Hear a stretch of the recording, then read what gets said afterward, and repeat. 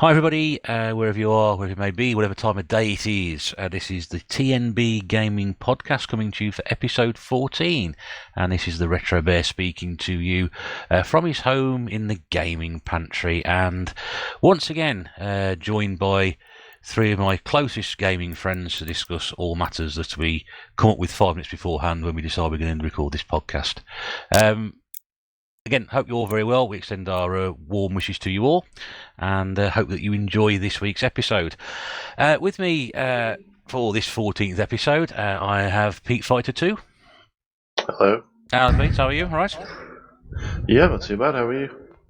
I'm a bit tired, like it was last week, but I shall soldier on and keep going. And what about your good self? How are you still coping at the moment? Yeah, not doing too bad. I've got a couple of days left now, and then I've got a week off work finally, so I can be on lockdown with everybody else. you experience lockdown just as it's finishing. Yeah, that's the way it goes. Looking forward to it. No, I know what you mean because I'm hoping to get the same thing in a couple of weeks' time as well. So yeah, it'd be nice. Yeah, it will be. Sleep for a week, possibly. Anyway, good to have you here, mate. Anyway, thanks very much for coming in this evening. Also with us is Rollerxcore Eddie. Hi, Eddie. Bonjour. How is everyone? Bonjour. Have you gone French? Yeah. We don't so much want to take the podcast European, I suppose, really, and give it an international feel. That's the one. Yeah. Yeah. Taking out all nationalities, trying to bring them all in. Everyone's welcome. Yep. And how's everything with you? You all right? Oh yeah, just chilling. Tired as well, but same old, isn't it? I know. We can keep going on about it. No rest for the wicked on this lockdown, is there? No. But you know, we had the benefits of, you know, there are pros and cons to it, I suppose, really. Oh, yes. And you know, if we're able to work through it and do that, and we know that our colleagues will come back and sort of pick up and try and carry on where they left off. That's it. And thank you very much for the speech shortly. And our third member this evening is Gurnaldinho Plays. It's Rob. Hello, senor. Oh, bloody hell.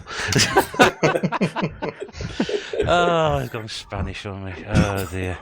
I understand it's your birthday today, isn't it? Yeah, apparently, yeah. The rumour is I've got older today, yeah. 48, congratulations. Don't look a day over 47. I know. How have you been doing since we last spoke to you? Yeah, I'm good, thanks. I'm all right. Mm? I'm 38, by the way, today. Just thought I'd throw that in there. You didn't have to throw that in there. You could have got away with it. You could, you know. Like or as I like to call it, old enough. I thought you were going to tell me what it was in Spanish then, but okay, that's fine. I'm done with hello, mister. That's it. I'm done. That's it. You're done. Right. So, what we usually do, if you're the first time listener to this, is we just sort of go through what we've been doing gaming wise, and then we're trying to move on to a topic or topics of the week. Like I said, this is sort of decided about 5 minutes beforehand, but this one, I think this week will be interesting, certainly for a lot of people who grew up playing games in the 80s. So, let's start with Pete. Pete, what games have you been playing since we last spoke to you? Well, I've had a couple of new consoles. Well, if you class them as consoles, I know I don't want to go back to what's classed as a console and what isn't. But I got picked up the PC Engine Mini and the Evercade, and I've been getting into both of those. That is some pretty hefty kit coming in there, isn't it? Yeah, I'm not as rich as I sound, to be fair. One of them is a birthday present. Well, when I say hefty, because obviously these two sort of things have just come out, and we touched briefly on the PC Engine last week about how well that's sort of gone down. I've not heard so much about the Evercade though, so perhaps you'd like to enlighten the thickest of the panel sitting here this evening, i.e. me. Oh yeah, for those who don't know, it's a handheld system, and it's another kind of retro system. It probably fits most into the category of like the mini consoles.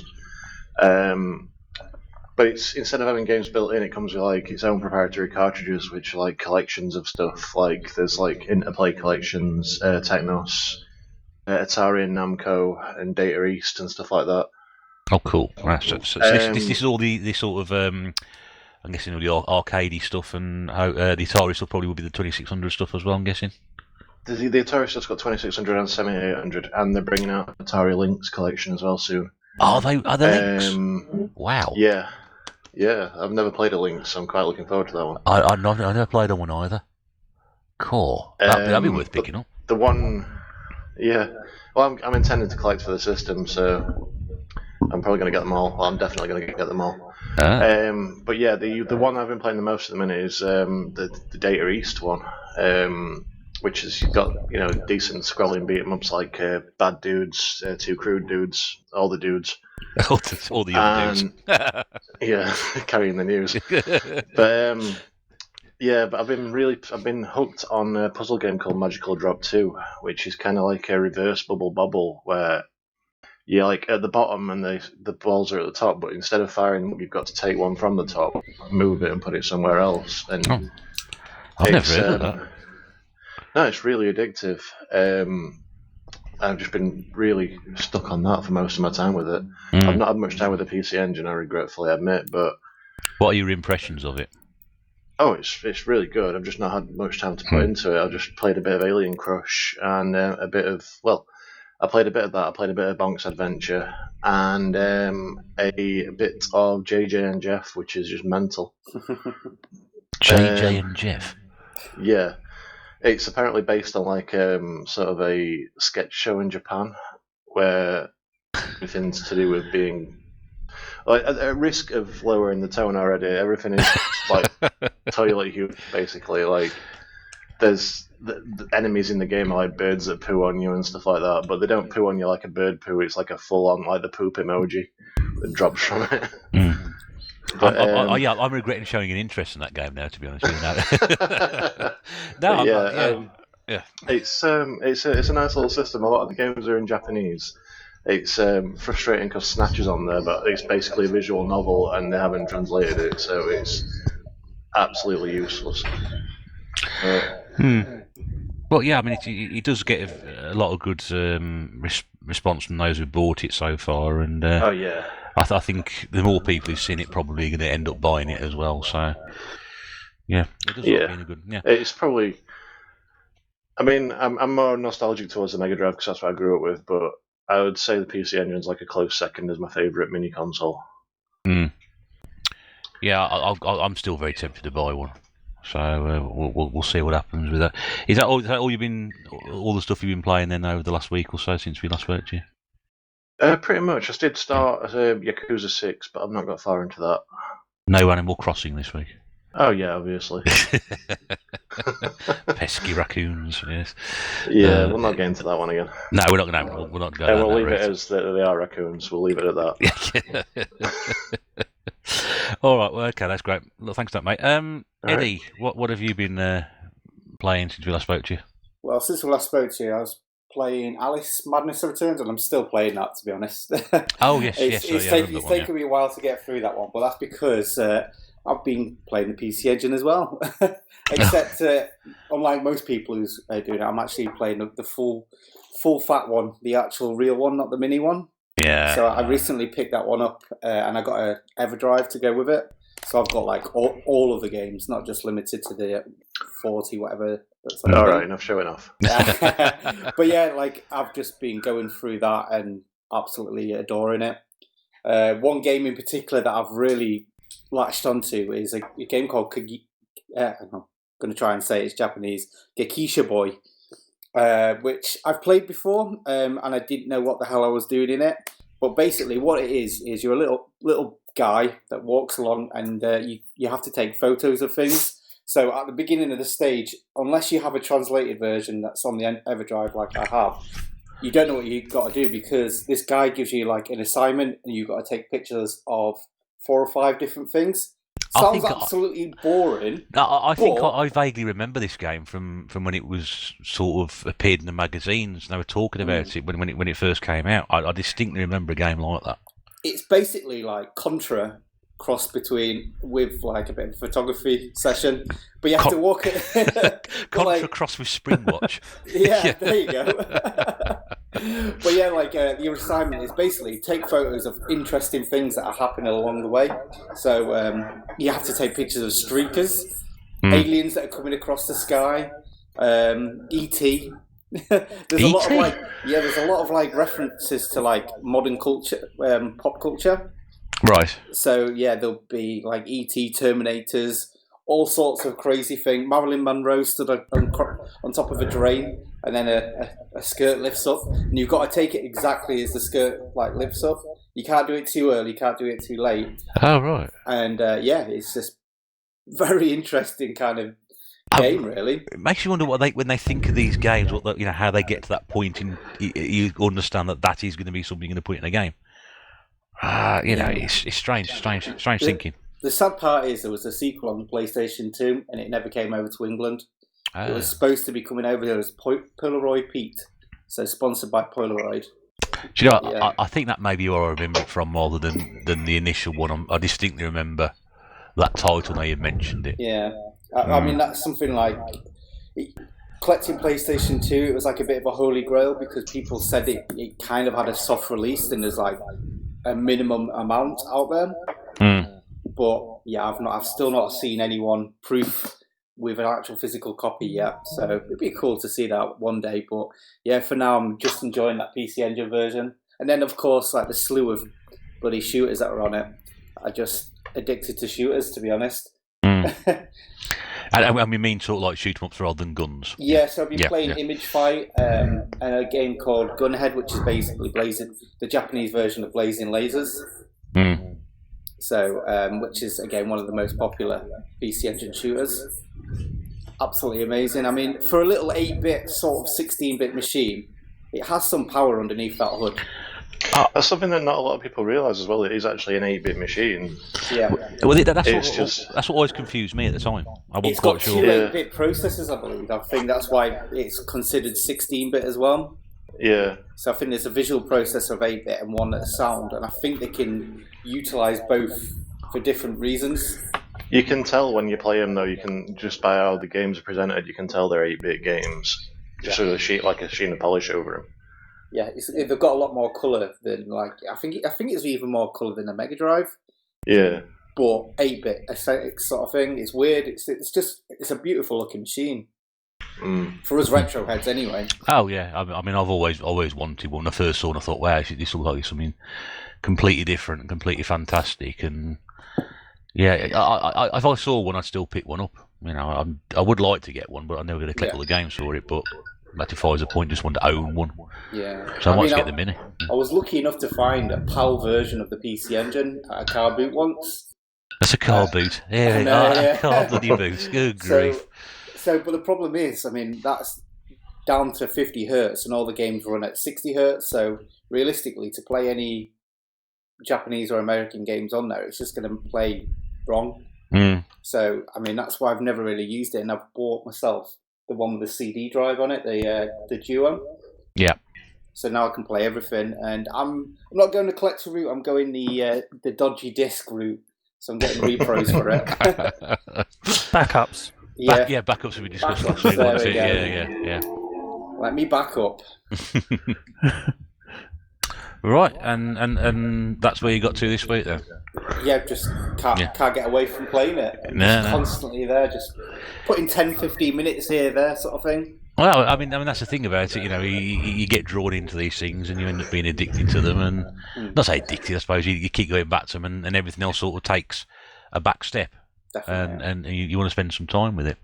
Right, lovely. Well, I mean, we've talked a lot about that, the PC Engine, whether it's the Mini or that version in the last couple of weeks or so. So hopefully we're giving some people some ideas there of something new they can try, because I would say it wasn't quite a mythical console when I was first started getting into games, but it was very much something that you got absolutely astounded by, and you always wanted to have one, but obviously it was never actually officially released over here. Would that be right? Well, that's it. You saw it on the magazines and stuff. There'll be photos of these systems, and it's like, but no one's got one. Where are they? I mean, even me, like, I used to have like an opportunity to get import games. Never saw a PC Engine.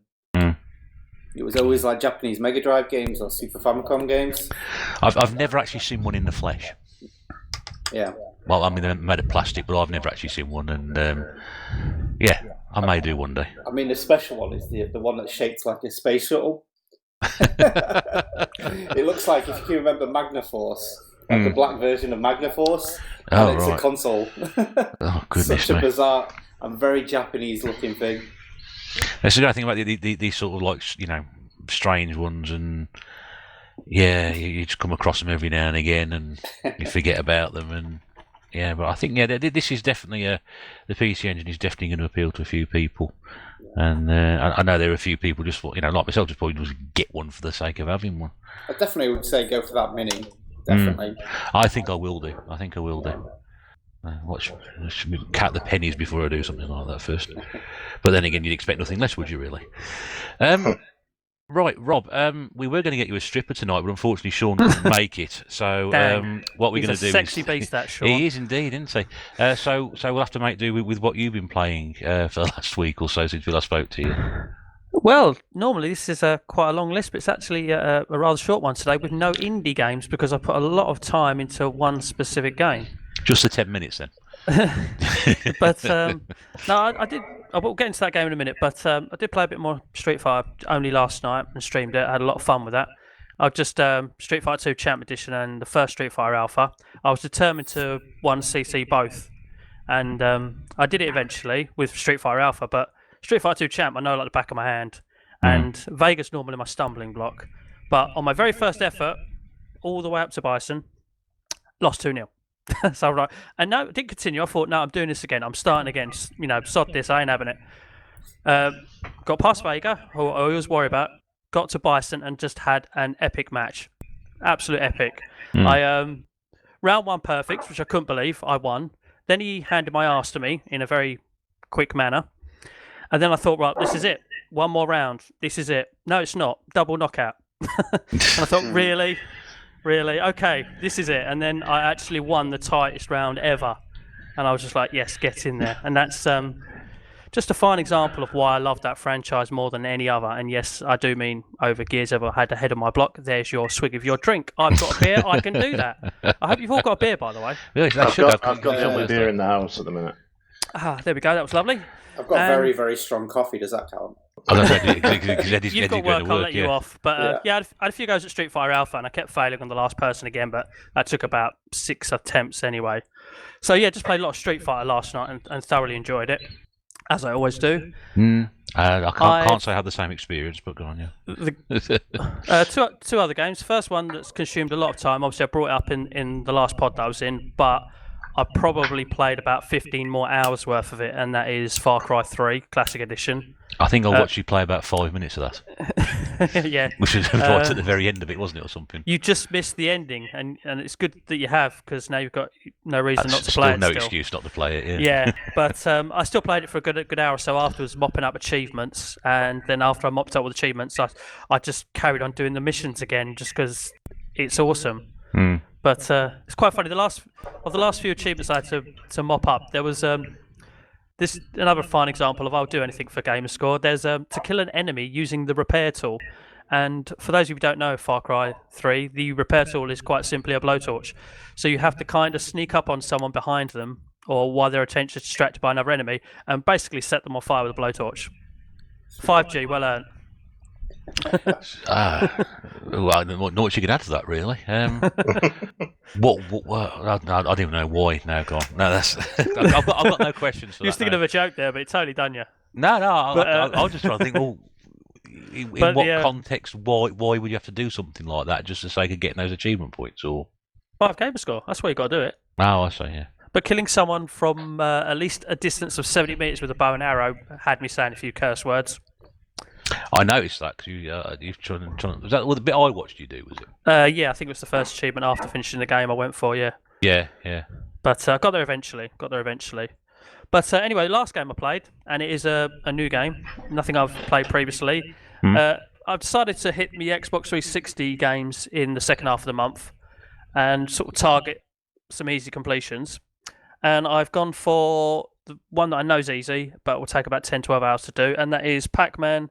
And the Ghostly Adventures. The first one, there are 2. Nice. Oh yeah, because you've got that incredibly cheaply, didn't you, in the game sale, if I remember? 99p. Yeah, you swine. Yeah, and it's worth about 20 to 25 quid. Yeah. But that was about a year. No, it was over a year ago, probably about 18 months ago I picked it up, so yeah. It was, yeah, but, yeah. I remember getting very jealous when you showed that off. I was like, why can't I find that one? Yeah. There's a second one as well, which is equally as expensive, and that hasn't turned up for cheap, so hopefully it will do. But no, it's a fun actually. It's not difficult at all. It'll be very good for kids to play. It's not difficult. Sort of a 3D platformer basically. And I thought it was pretty much going to be your standard, 3D platformer. Do one level, do another level, and so on. But there's interesting little power-ups where you can take on the ghosts. I mean, all you got to do is chomp at the ghosts when they're not attacking, when you haven't got a power-up. But there's one where you turn into ice and you can freeze them, and then you can take your time getting them. Fire. And there's one where you can turn into a giant concrete ball as well. And they get scared by it, and they turn blue, and you can just run them over. But the level where you turn into a concrete ball, it then becomes like a giant Marble Madness level. And that was so much fun. And so infuriating at times as well. Well, that's like Marble Madness anyway, isn't it? If we've played that for any length of time, we'll know that can get incredibly frustrating. But there was these sections of bridge which fall down, so you have to kind of roll across it quickly and get to the other. And obviously, you've got to keep going straight and not go off the edge and onto the next platform and things like that. But yeah, no, I was quite surprised at the little bit of depth that it had, because there's also another power up you can turn into where you can sort of bounce off the walls, sort of stick to the wall momentarily, and if you jump quick enough, you can go up and up and up. And then this level where you do that, and then you hit a gold button, and the level turns, and then you move up again. So it becomes like a little maze to get to the end. I was just surprised at the depth it had, and I've only got to the second world. There's 5 worlds, so yeah, it's really fun. It's actually really fun. I'm enjoying it. So you've probably got more out of that than you thought you would do. Absolutely, I thought it was just going to be, your standard bog 3D platformer, work your route, get to the end. Not and bad it wasn't. For a quid. Not bad, 99p, less than a quid. 99p. Oh, dear. So is that a good 1000G completion then? Is it that game? Oh, it'll be easy, but from what I learned, it takes about 10 to 12 hours because it's just quite a long game. But it'll be super easy. It's pretty much just play through and then mop up some ones that need a little bit of grinding. Kill so many with Pac-Man with that power and and so on, things like that. But I already found out a achievement where you have to have 50 lives at once by using my turbo controller and having the Pac-Man that throws fire at a continuously spawning enemy. You showed us a video of that, actually. Is that what the game was? Yeah, they keep dropping out these ice blocks, so they don't even have time to get up and attack you. And I just had him at a spot chucking his fireballs after fireballs. I had to leave the controller for about an hour to get to 50 lives. I remember back in the day on Final Fantasy VII, when for grinding for levels and stuff, we used to there's a bit in the world map where a big snake will come and attack you even if you stood still. And we'd sort of tape down the circle button and just leave it switched on all day when we went to school. It was the same thing. The snake would just keep attacking, keep dying, and you'd be up about 10 levels by the time you got home. Good grief. I remember there was a cheat, I think it was in FIFA 98 Road to World Cup. You didn't have to just be international teams, you could be domestic teams as well in that one. And there was a cheat for adding money to your transfer funds. But the units went up in 1, and obviously you buy players in millions. So you'd enter this cheat, and you'd hold down triangle for it to go up. And obviously, you'd be there for ages just to get 10 grand. Yeah. So a lot of the time, I'd set the cheat and then just put the button, wrap round again with the elastic band and leave it for a while. And then come back a couple of hours later and I'd actually earned a few million, The lengths you have to go to cheat at a game like that, goodness me. Excuse me, enhance your odds. Well, okay, that makes you feel better about it. If that makes any difference. But I mean, going back to all we used to do was occasionally type in a different name on the high score table. Rather opposed to leaving the computer on all day and trying to sort of do it that way. But there you go. That's what you have to do to maintain that. Right, that's it for what I played. What have you played then, Bear? Well, I've actually had the Switch out this week. Whoa. Ooh. Yeah. Steady on. Brush the dust off it because it was dust all over it. On the top of it anyway. And the 2 games I played, because I haven't played them since I've had it, was Super Mario Maker 2, which made me appreciate the fact that I love the 3D Mario games rather than the side-on ones. I don't know. Just a general frustration with, sort of left to right scrolling platform games that I never was a big fan of Mario anyway. And I could sort of play a bit of it and I get a bit sort of fed up and bored with it. And I think I did after playing about an hour and a half. I just thought, now I'll put this away for a bit now because it just wasn't appealing to me. But I like the idea that you can sort of play. You're playing different sort of stages of Mario. So you're playing as the 8-bit Mario. Then you've got Super Mario, World Mario, and then up to date sort of 3D. And I like the idea of it, but I just don't like that sort of game. I don't mind Mario as a character, but I prefer Mario 64. I prefer Sunshine. I prefer Galaxy. As opposed to sort of Mario 1, 2, and 3.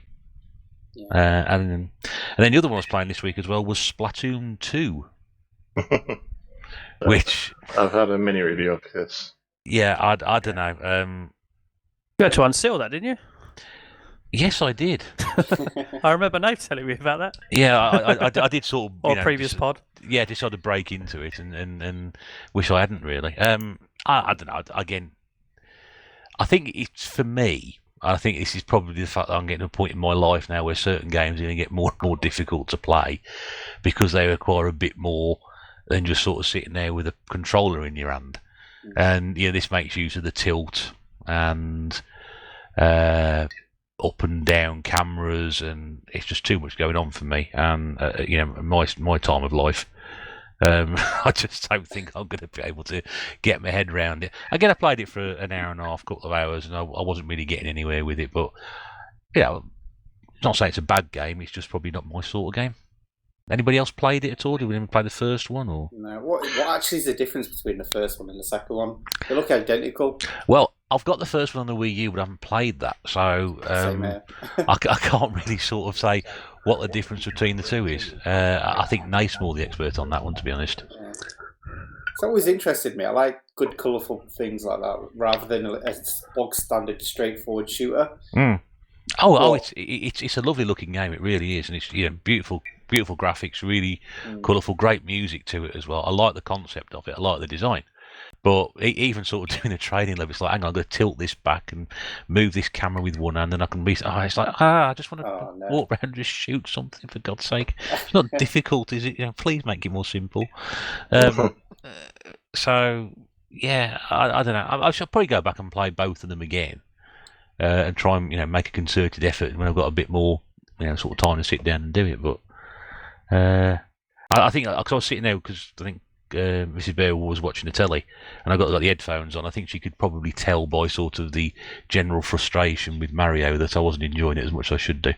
Have you tried the auto-scrolling levels, where you just basically stand on a block and then you'll just all of a sudden be transported through this crazy level? There was one I played like that, I think, yes, and I didn't do too bad on that one. you don't have to do anything other than get to like the first block, and then it gets you to the end. It's pretty cool because like some of them are like to music. Like some people have done some really good jobs, and they really impressed me. But again, it's not really playing it, is it? Really? No. I mean, you either buy a game to play or you buy it to design levels, and I'm not really going to get into the design. I want to play the story side of things. And like I said, it's a fair enough game, but the general frustration I get with Mario was coming out, and I thought, I'm just going to stop doing this now. So I'm looking forward to playing Mario World 3D on the Wii U, which has been sent to me this week. So I'm definitely looking to try and put some time into that, because again, I wasn't overly impressed with the new Super Mario Brothers on the Wii or the Wii U version either. Again, it's much happier with the 3D environment. So hopefully I'll get my teeth into that this week. I say this week, it might be next week or probably next year. I don't know. We'll have to see, won't we? Right, so let's cover what we've been playing this week, and that's really like a quick discussion before we came on about what we're going to talk about, and really, all I'm going to do is utter one word, and then another word to follow that. So the word I'm going to utter is Sega, and discuss, because that is what we're going to talk. That's what we're going to talk about this week. And again, it sort of ties in with why Rob's on today, and why it's it's his birthday, and sort of ties in with that. But again, I think from previous sort of conversations we've had and systems we've got and games that we've played, Sega's played a big part in our gaming history, I suppose. Really, gaming journey is the best way to describe it. Rob, obviously, as you brought this up before we start, I think it'd be great to start with you on this one. And as you said before you came on, Sega does have a very significant moment for you, which got you into gaming. Yes, they were basically the first two systems I owned, and I said this all ties into my day really because they were both presents as well for a birthday. Obviously, I'm not going to go into the whole back history of starting in the arcades and eventually parents sort of meeting me in the middle and getting us a handheld. So I always say the best birthday present I ever had in my life, still to this day, was when I opened that Game Gear and I had my first console, because I absolutely adored that thing. I adore it so much that as much as it doesn't work, I will never have it repaired for sentimental reasons.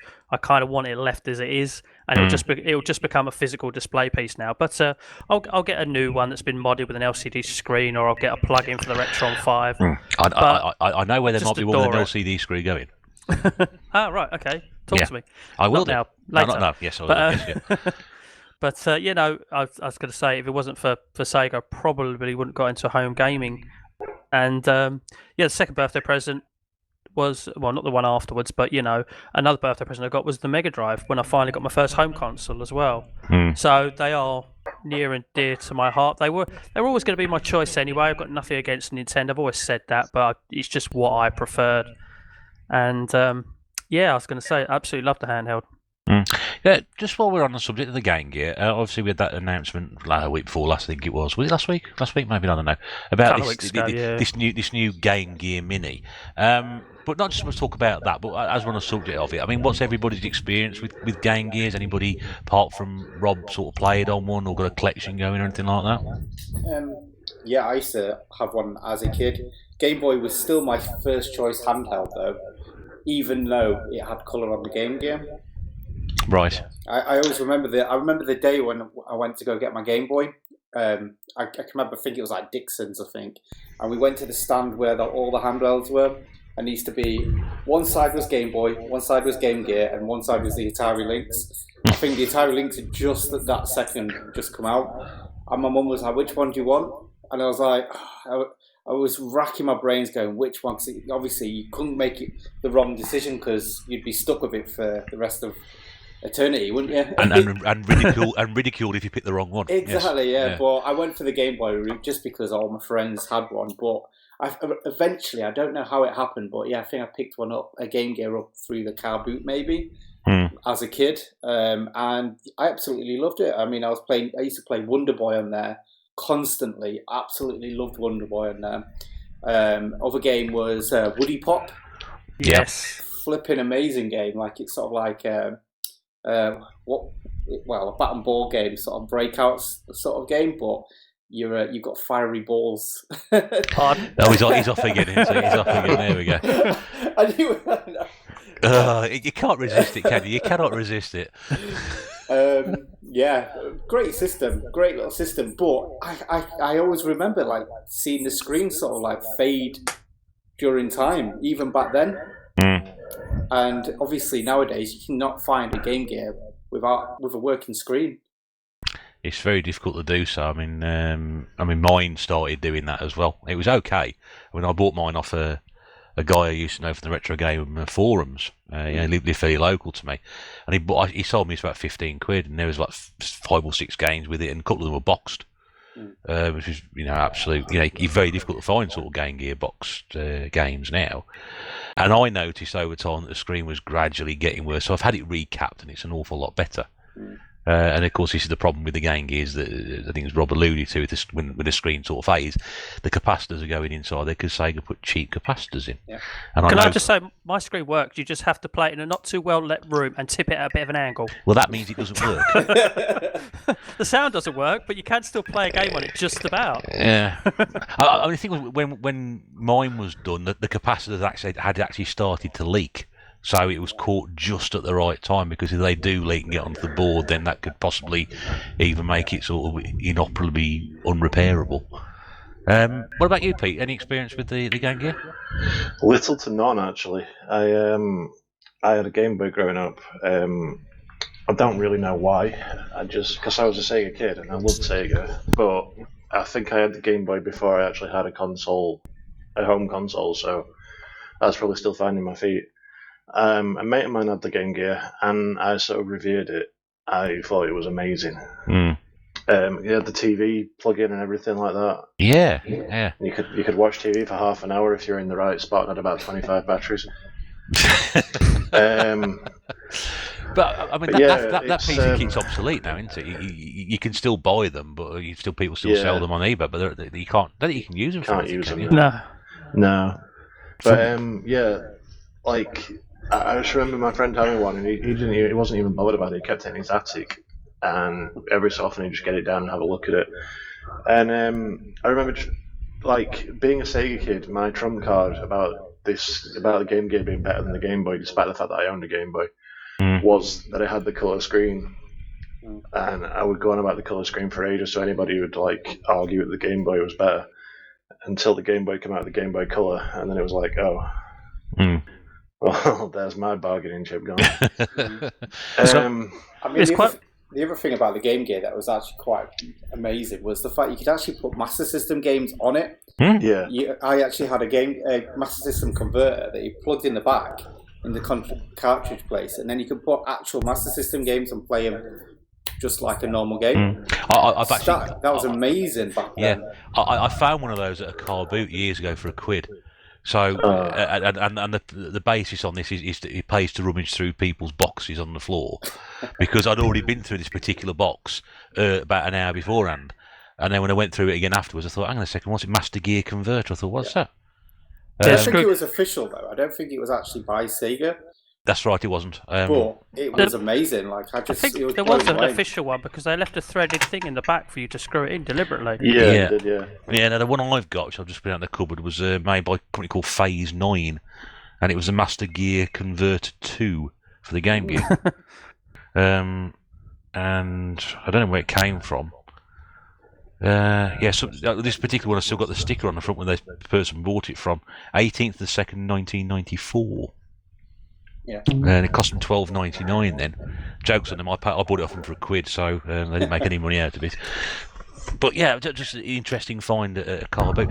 But if you've ever sort of held a Game Gear in your hand and you've not run it off the mains because you were able to plug in if you had the Mega Drive, you had to plug in the Mega Drive adapter for it.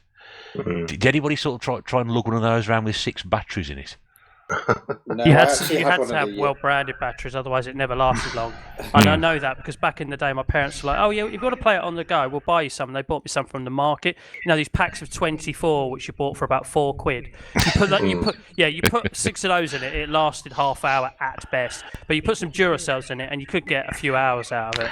But that was always the thing they wanted, because it was always said that the reason possibly most people went for the Game Boy over the Game Gear. You know, the Game Gear technically battery life. Was battery life. You know, and it wasn't portable. I didn't care what anybody says. The Game Gear was not portable. I'd say the reason why, I went for Game Gear as a preference, and it's quite funny that these two guys both said they had Game Boys as a kid, because at school I was the odd one out. Everybody had Game Boys, but I had a Game Gear. But my main premise of having my Game Gear was because I was a horrible traveller. Like, I was just an annoying little, so and so. So to keep me quiet, it was the kind of mix of balance. But you could have a 12-volt adapter that run through. It had a long lead on it, so you could plug it in a cigarette lighter at the front and then plug it into the back. So my Game Gear spent most of its life being played in cars on long journeys, because my parents used to drive. We used to go out a lot and drive to, they used to go out, and so it used to keep me quiet on long car journeys. And then when I was at home, it was pretty much always plugged in as well. So the batteries was never a problem to me as such, because I never really used it for batteries. It was almost my home console, which I could take in the car with me. That's so cool. I'm so jealous of that, because that would have just made me instantly sick as a kid. I was that travel sick kid that everyone didn't want to sit next to on long journeys. I was always quite fortunate, because every game I've ever had, bar one, I never really hated. I kind of dodged all the bad ones. I mean, there probably are more bad ones that I don't know about that I've never played to this day. But the only game for the Game Gear I owned and have got rid of, literally every Game Gear game I've owned, I've kept and got rid of that wasn't mine, was Sonic Spinball, because it was just it was not a great game anyway to me. I'm not a fan of it, but it was a horrendous port as well. And they made some fantastic ports. Like, I actually prefer Sonic on the Game Gear / Master System over the Mega Drive one. That's just a personal preference. But even the Streets of Rage on the Game Gear, all right, you could only be Axel and Blaze. There was no Adam. There was only 5 levels. There was no specials, but it was a decent little game as well. And I bought that as well. Just absolutely loved it. Super Monaco GP, loved it. Yeah. Just a quick, before we move on to other aspects of Sega, a quick word on the minis that they announced in Japan before then. Is that appealing to anybody at all, or? I wouldn't mind getting one. No. I would like one, yeah. I'd like to get the black one because it's the colour what the Game Gear is over here, and have it. It's just a collectible, isn't it? You know, it's only got 4 games. If it was a proper mini, then they'd make one, I'm sure, and put at least 12 on it. You know, not. But they've done the 4, so you get all 4 colours, and obviously. But at the same time, I think I'm not going to steal from Eddie here because he's the one that told me about it. But it wasn't really made for our market, was it? No, I mean, that's it. I mean, in Japan, they've got a big collectible market. Sega have been doing these kind of weird things for quite some time now. I mean, you can get like a Sega Mega Drive that's actually a Transformer. It's like crossed with a Transformer. Where can I buy one of these? You can get like Japan. Japan, yeah. You can get like a Dreamcast or like Sega Mega Drive MP3 player. So this kind of announcement really doesn't like surprise me from them. I mean, people keep saying, "Oh yeah, but you're not going to be able to play it very well." I don't think it's designed for that. It's designed to put sort of like on a shelf on your key ring. But do you not, something like that. do you not think this joins the mythical line of consoles like the PC Engine, which came out, which never got officially released over here? In what way? Well, he's sort of saying that it's not meant for our market. Now, PC Engine, I mean, I presume it was meant for our market at some point. We never actually got over here, so... I mean, I just mean by like the collectability sort of terms. I think that the Western market don't fully understand their collectability kind of thing. They like, I suppose because they don't have like the space that we do, they like things small. So, yes, that's right. So that really fits into like their sort of like niche sort of like collectability terms. Whereas we like things big. We would like to we have big rooms full of games. They can't do that. I have a little room full of games. Well, yeah, Nathan, I mean more the American one, more Americans really, isn't it? So, yeah. The fact that he plays games, that's sort of something that's kind of cool, rather than the actual main aspect of that. People are looking at it the wrong way, I think. Pete, you were a no, weren't you?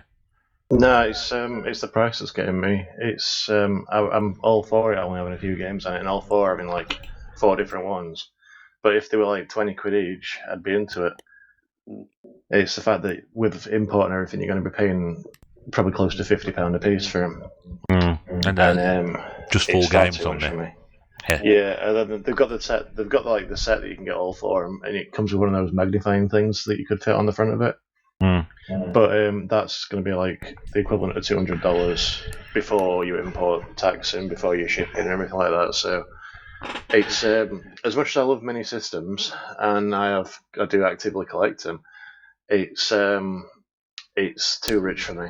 Yeah, I must be honest with you. I don't see the appeal in it really, and I think it'd be much easier if you wanted to sort of do something like that. It's actually buy yourself a second-hand one. And you know the games are reasonably cheap enough as it is anyway. I know the second-hand prices are quite expensive, but the software you can still get software for it relatively cheaply. But just out of curiosity, I looked on eBay after I'd seen the announcement, and you can get a recapped one from eBay for like 60 quid, a normal Game Gear, with a few games with it. So yeah. It's like, why would I bother with the mini ones when I could just get that, to be fair? Yeah. It's not really the mini same way as all the other minis that have come over here. It's a little collectible that can do something. And that's the way you kind of got to look at it. I mean, the thing is, I love the idea of it and everything, but it's not really for me, like you say. Like it's all the import fees will just cost too much for the enjoyment that I'm going to get from it. But I know as well, if you don't get it now, it's going to go up crazy in price. Yeah. Well, for me, they do that, don't they? It seems to be on the same kind of level as, you know, the little mini arcade machines you can get with like Pac-Man on, and there's like one with Pong on it and stuff. Yeah. It's in the same sort of range as those, where it's like something for your shelf rather than something to actually use as a games machine. Well, that's it. I mean, the thing is, like, what's them Data East ones? You can get like a Burger Time one. The Karate Champ one, they cost like 25 quid, and you just play one single game badly. So realistically, when you think of it's like that, my life, when you think of that, people have lapped them up for 25 quid, and these only cost like an extra 10 quid more in Japan. So like realistically, they cost more, but like I bet the quality is so much better. But I remember seeing that. Was Double Dragon one of the ones that was done on that? like a little sort of mini arcade, but all they got on there was Double Dragon. Yeah, I think so. I think I saw Yeah. one before Christmas, and Mrs. Bear said to me, "Oh, do you want one of those for Christmas?" I said. I sort of looked at it. I said, "Well, it's not even the arcade original. It looks like it's the NES port." It will be the There next were, port. yeah. So I was like, "No, I don't want it because it's could be crap." Exactly. Yeah, Everything you get like that, like the little things, like even the handheld thing that Sean got me for Christmas, or like the that little mini arcade machine I've got, they're all based on NES emulation. Even if the games aren't NES games, they're based on NES emulation, and I'm actually quite surprised that you don't see it everywhere that people have hacked them and put actual NES games on them. Well, supposedly all of them actually play all of the games. You can hack it to like make it think you're playing like sort of Burger Time when you've got the Double Dragon one, because like I said, they've all kind of got like a different thread to get to the ROM. Oh dear me. I don't know. I think how they get away with it, I really don't know. I mean, it just sort of struck me as something incredibly cheap and nasty when I saw that Double Dragon thing.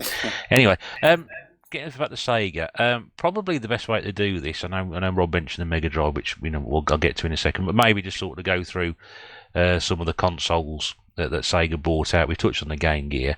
Anybody got an experience of the Master System at all? Not till last year, actually. Or was it this year? Very limited for me because I had the Game Gear, so I kind of didn't have the Master System.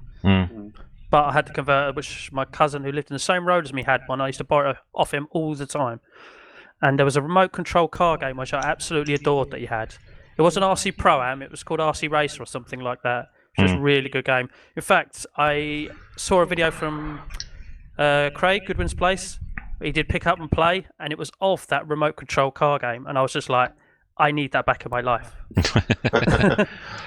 What brought you into the Master System, Pete? If you say you didn't get into last year, why so long? Or was it I just simply somebody, I can't remember who it was, mentioned the fact that Guitar Hero guitars are worth quite a bit in trading. Okay. I'm just trying to work out how you're going to link this into Master System, but go on, carry on. Well, no, it was Eddie, obviously. But, I had quite a collection of Guitar Hero guitars, and I traded the whole lot in, apart from the Guitar Hero Live one and one of my Xbox 360 ones. So I had quite a bit of credit at CEX and didn't really know what to do with it. I was saving up for a Chibi Robo until I found out it was like the German version or something. Right. And every time I got close, it put the price up a little bit. So I kind of got bored of the chase.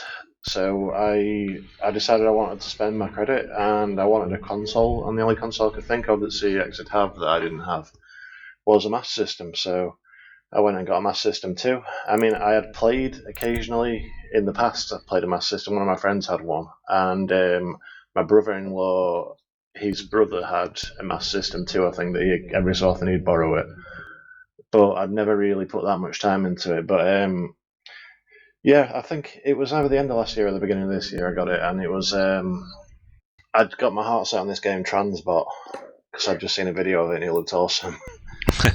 They happen to have that as well, so I got that and I played that quite a bit.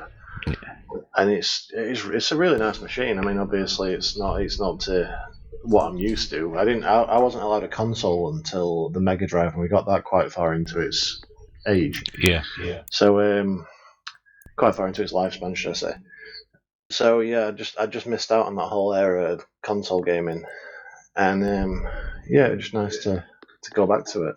Yeah, and it's system you enjoy playing on as well. Yeah, really enjoyed it. I mean, I'm not a Nintendo guy by any stretch. I'm not I don't hate Nintendo, but I find when you're an adult and you've got disposable income, there's nothing to gain from being loyal to anything. But as a kid, I was a Sega kid, and I just find the games are better. I'd much rather play a Master System than a NES, for instance. I'd rather play a Mega Drive than a SNES. It's the way I grew up. That's the way it is, yeah. Eddie, Master System? Well, I was a Nintendo kid. I had an NES back during them days. Yeah. But my first introduction to it was going to the local youth club. And my friend's mum actually run it, and they had a Master System there, and they had Sonic the Hedgehog on it, and I kind of got a bit addicted to it. It was absolutely brilliant. I mean, I played it on the Mega Drive first, and then going to this, it was like this is a totally different experience. This plays nothing like the Mega Drive version. They're completely different. They're completely Yeah. different, aren't they? Absolutely different. And then Chaos Wonder Emeralds in Boy. levels. So yeah, eventually I think I traded in my NES for a Master System. Started playing that, yeah. Yeah. And then I can remember later on as well. I had that was the Master System 1, and once we got rid of that to get like the Mega Drive or whatever, I can remember like I think on QVC it was. Yeah. They were selling like this is probably into like the PlayStation life as well, like during sort of like that lifespan. For 50 quid you could get the Master System 2 with about 5 games and also like that stupid joystick. If you've ever seen it, it's like it's like I can't remember what they actually call it, but it's a joystick that's right-handed. It's a cool joystick though, and it's got a big cube on the top. Yeah, it's so weird. It's awesome. It looks awesome. I can remember getting it and thinking, I can't wait to get into this. Yeah. And I was like, oh, how do I use it? It's like learning how to write left-handed. Honestly, I so want one of those. I keep seeing them, and I must definitely pick one of those up because they just look great. Yeah. Oh, another good game, Asterix. Amazing, that game. Great platformer. Yeah, a lot of people talk about the Asterix game, and again, I need to add it to because I mean, my best mate at school, he had a Master System, and I kept trying to buy it off him. Yeah. But obviously my price was way too low. I'm not going to fork out even in those days. But I always like the look of the Master System 1. I don't know why. Oh, I love it. I just love that look. I don't like the Master System 2. It looks... Oh, yes. It looks so... I don't know. It doesn't look bad. It just doesn't look like a Sega Master System 1. No, I agree. I'm glad you said that because then everybody can sort of direct their hate at you because I was going to say exactly the same thing. But Master System, and the same with the Mega Drive too, which we're going to second. Yeah. Sorry, I don't class those as consoles. I class them as just horrible ideas. But the Master System 1 just had that look about it. And of course, it got the card slot on it as well. Because obviously, when games came out originally, there was a card slot, and they came out on cards. And you had the phaser that came with it as well. There was usually Hang On built in, and probably Jungle Hunt, I think it was. Snail Maze. And Snail Maze, find a way there. But I just absolutely loved it. I don't know what it is. It just appealed to me so much, and I still do now. And like I said last week, I said I really wanted to collect more Master System stuff this year, and I think when you picked yours up last year, Pete, it sort of inspired me a little bit. I think, you know what, I can probably get Master System games and start, sort of building my collection up that way. Quite cheap, actually. Yeah, they are ridiculously. I was quite surprised how cheap they got them. I think at the moment they're probably a little bit inflated. That may adjust itself over the next sort of month or so. But yeah, and I'd never even heard of that Transbot game, and again I bought that because you'd raved about it. So I've seen another quite a good shooter as well. I was watching Retro Red Steve's video the other day, and he's just picked up a load of Master System games, and one of them that really caught my eye was called Submarine Attack. Oh, and I've seen that for years. But the cover. That's the problem with these Master System games. The covers, you can just overlook them. It's so easy. It's like clip art, isn't it? Yeah. and Submarine Attack, so it was one of them games that's like £5 or £6 box. So you don't think it's going to be anything. Submarine Attack sounds rubbish, but it's this cool looking shooter. I did see it last year, but I think where I saw it, they priced it as a tenner. Yeah. And I thought I actually got some other games instead. Actually, the Master System games they got at the time got Populous and Trivial Pursuit, I think.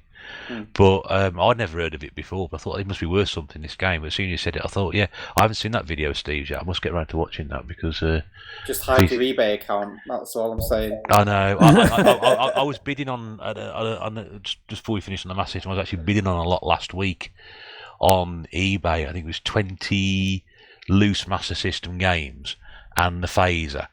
But in the games that were loose in there was some, it was Operation Wolf, there was Asterix, and there was a couple of really sort of pricey games. And it went for about £75, and I just got bid at the last second. And I thought there's that is worth at least double. Now I say double that, probably about 50% more than that. It was probably worth about £120 that lot of the cartridges. Well, to say what Nathan was talking about last week, actually. that's kind of made a good point. I've noticed that a lot of these retro bundles go for more than if you bought them all separately, or at least very similar prices. There's no benefit of getting bundles anymore unless you're getting it up to like the Xbox 360 or maybe the PlayStation 2. Like retro bundles, There was you can't get the same kind of deals when we was younger. Like about 5-10 years ago, you could get you'd buy a whole bundle just to get one game, but it's just not worth it anymore. Yeah, go on, Pete. Sorry. Nope. There you go. Pete? Pete? Anyway, that Master System game is just quite simply called RC Grand Prix, by the way. Oh yeah. But carry on, Pete. Yes, I thought you were going to come in there while just already was finishing. No. He's had technical issues. I was just going to go on about. Sorry, my connection's really bad tonight. Sorry. As usual. So, It's gone a bit quiet again. it's gone a bit quiet Have again. I got to have another swig of my beer? Because that's another technical issue. Yeah, go on if you want to do that, mate. Okay. Yeah, carry on. It is your birthday after all. It is I'm my gonna be party, playing the and I part will of cry Nate if I want to. What was that, Pete? Sorry? I said I'm going to be playing the part of Nave tonight. Yes. yes. PeteFighterII is playing the part of TheRetroBear this evening. Brilliant. I've just had 3 swigs of beer because of that. Nate's in the background disconnecting us all. That's what he's doing. Yeah, I was saying a while back. Dave Ridsall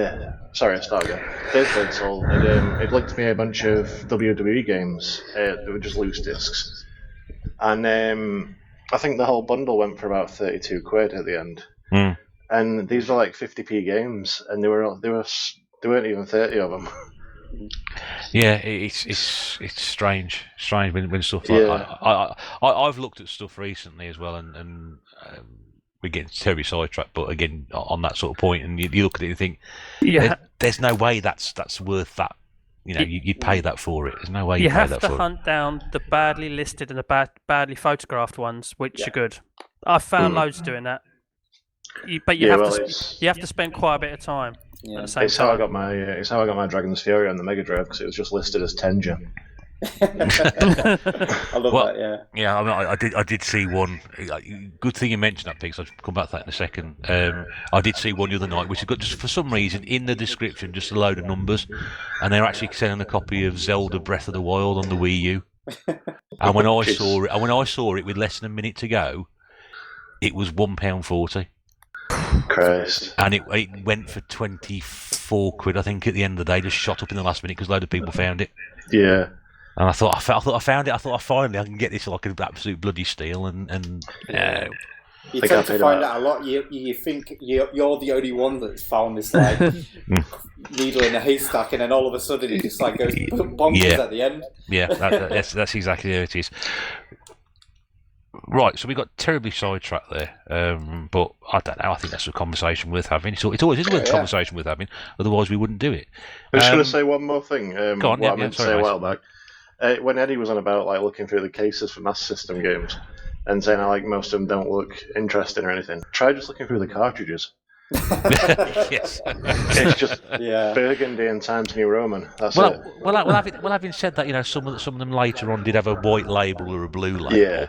And I think Cool Spot had like a red label. Yeah, there was one that's like pink as well, I think. I can't remember what that one is. Yeah. I've got one game, I think it's Mick and Mag Global Gladiators, which has got like the white and blue label. Yeah, so they did try and do, but I mean, it's, I know what you're saying. It's not exactly the, burgundy and checkered burgundy colour. But then again, the NES cartridges were grey anyway, weren't they? So they weren't exactly. Yeah, but they had a nice label on them, though. Yeah, nice big label. They're crap boxes. At least for the Sega ones, they had good boxes. Good boxes with clip art. Yeah, good boxes until they put CDs in them. Yeah, the Sega Saturn boxes were no good. Yeah, and the Dreamcast. You guys just break my heart when you keep saying bad things about Sega Saturn boxes. I understand that they're terrible long term, but back then there was a thing in beauty. Oh yeah. And that's the point. They're not designed to like go 30 years in the future. Well, they should be. They should last at least 30 minutes, though. Yes. or as Nate said in last week. In the case of the Dreamcast ones. Yeah, or as Nate said last week about the Saturn ones, you just could look at them and they'd burst into flames. So what do the Dreamcast ones do when you look at them? Yeah, I don't know. Shatter? Yes, yes. Judging by the state of most of mine, yes. I don't know what people do to them. So we've gone to the Master System. Let's go on to the Mega Drive because, again, that was the other system that Rob brought up. Rob? It's awesome. Great. There we go. Next system. Yeah. No, the Mega Drive. Yeah, it was my baby when I got it. I got it with Sonic. You know, a lot of people got it with Sonic. I know there was other bundles of Altered Beast and such, but I got mine with Sonic and then played it to death when I got it. And the best day ever of me owning a Mega Drive was after enviously looking at all my friends that had SNESes and they had a Street Fighter 2 game.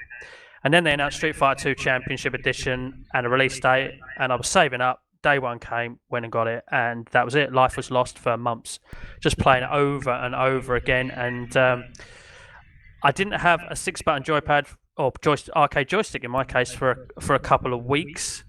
But yeah, you needed that. You needed that to enjoy it because pressing start to flip between punch and kicks was a complete ball ache. It really was. But apart from that, yeah, then Sonic 2 came along, the Streets of Rage games, and then a year after Street Fighter 2 was Mortal Kombat 2, and I got that very early on as well. And I was very fortunate again with my game choices that I dodged most of the bad ones. I mean, FIFA 96, I borrowed that off someone at school, and then he wanted it back after a week, and I was just like, all the leagues this game has got, I haven't finished with it yet. I need to play the Italian and Spanish and what other random leagues it had on it, because back then, for a game to have that many leagues is completely unheard of. But I mean, nowadays it's just a given, isn't it? It's even got the leagues from out of Mongolia on the game as well, you know. Yeah, if you'd be so inclined to play those, yes. But back then, that was just revolutionary. And then when FIFA 97 had the indoor football, man, I lost hours to that with friends. Oh, what a game! Just non-stop end to end, brilliant. Yeah. But it was a great console. What about you, Eddie? Mega Drive. Yeah, I mean, I think I had a Mega Drive before a SNES, but SNES was my baby, really. But I mean, back then I used to flip-flop between the two. I used to trade it backwards and forwards all the time. I think it didn't cost much to swap consoles at the market that we used to go to. So it wasn't like a big deal like it is now to swap between an Xbox and a PlayStation 4. So yeah, I mean, Micro Machines, I think that was the game for me for the Mega Drive. Oh J-Kart. Yeah, I mean, exactly. I mean, over the Super Nintendo version, the Mega Drive had the J-Kart where you could actually have 4 players. So everyone would come round, bring your own controller, and then pop that in, and then you're away. How revolutionary was that? Yeah. Yeah, much different upbringing to me, I tell you. You know. And of course, Sonic and Knuckles was revolutionary as well because they couldn't get it all in one game, so they made another game and made it an add-on. Just mental. They loved their add-ons, did Sega, didn't they? Well ahead of its time, that.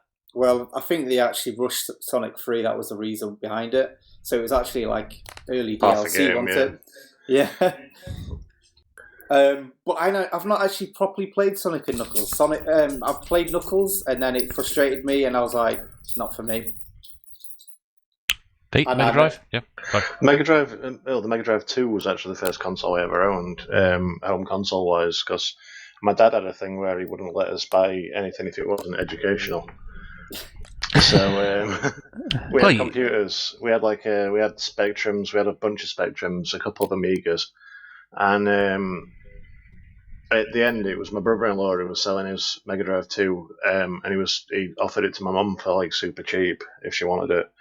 So that's how I came home from school one day. It wasn't even my birthday. I just had the Mega Drive sat there waiting for me, and it was probably the best day of my life. I had like a fully built collection of games with it as well because my brother-in-law had it a few years. So yeah, just an absolute stunning machine. Yeah. I can remember the bundle as well because you were on about bundles a second ago. I can remember when my brother-in-law got it because it was like I was so impressed by it. It was Sonic 2. Like had Mega Games 1 and 3, and then Arrow Flash and Battle Squadron. Well, you were sorted. Yeah. But then I had like a bunch of other games that he'd bought on top of that as well. And Gotta it was be. Awesome. Sorry, what? Yeah, you just mentioned Sonic 2 as well there. I can remember that coming out because I think it was like November or something like that. It was like quite late on, so it was one of them Christmas games that we all got for Christmas. And I just can remember like trying to look through all like my parents' like wardrobes under the beds, trying to make sure that they've got me Sonic 2 for Christmas. And I can remember finding the package, opening the corner, and like, yes, I felt just relieved. It's funny how you mentioned that, actually, because one Christmas I got Sonic 3D, and my friend got a PS1. Oh, he's off. On the same... Sorry? Sorry, he's been sent off as well. What? You give away a penalty and got sent off from watching the football at the same time. Watching the soccer. Oh, dear, I know. dear. It's not like there's anything important going on, is it? No, I mean, yeah. You know when something surprised you, it was like, oh, you just say it out loud. It's like, oh, he's off. You know, His you don't birthday will let him off. It's a definite red, though. Yeah. You don't get this on any other podcast. I'll tell you that. You know. It's my party. I told you I can Composite cry if I want professionals. to. Consummate professional, sorry. Yeah. I'll have a swig of beer for that. Yeah. I got Sonic 3D for Christmas one year. My mate also got a PS1 on the same year for Christmas, and he was jealous of me. Oh, really? Yeah.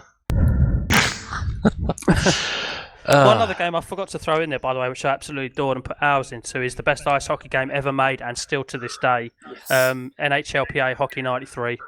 Yeah. Yep. Absolutely.